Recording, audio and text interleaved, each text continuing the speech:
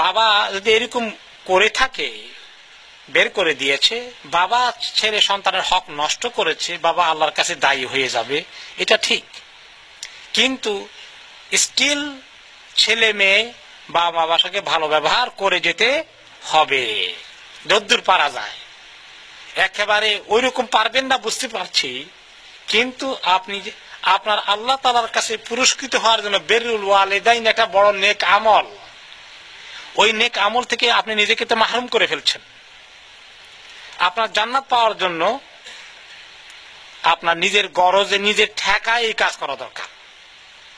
একটি হাদিসে এসেছে, আল ওয়ালিদ আওসাতু আবওয়াবিল জান্নাহ, পিতা হচ্ছেন জান্নাতের কেন্দ্রীয় দরওয়াজা।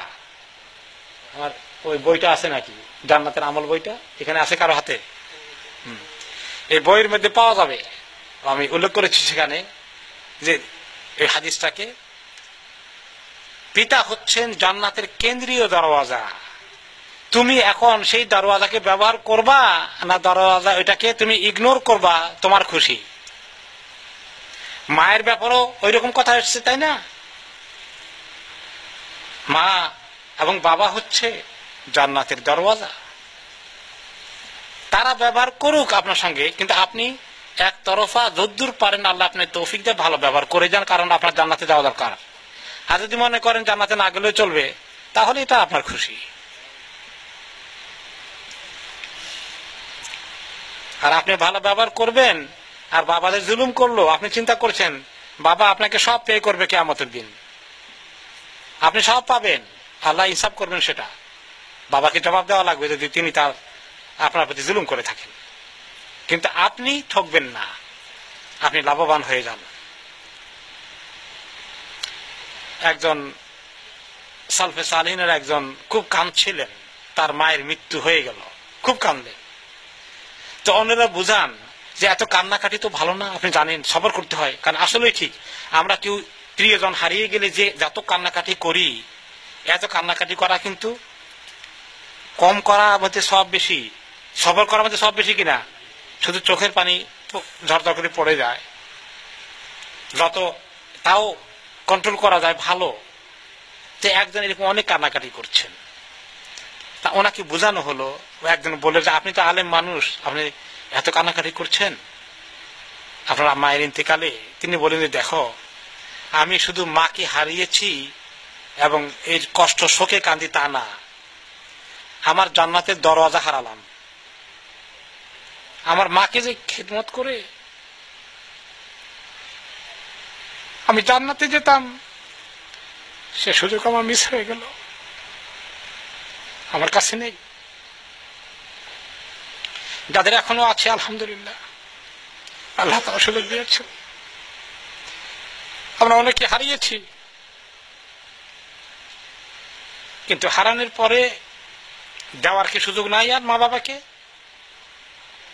এখন দেওয়ার সুযোগ আরো বেশি হয়ে গেছে। রিসেন্টলি আমাদের এক ভাই তার মাকে হারিয়েছেন, আল্লাহ তাআলা ওনাকে জান্নাত নসিব করুক।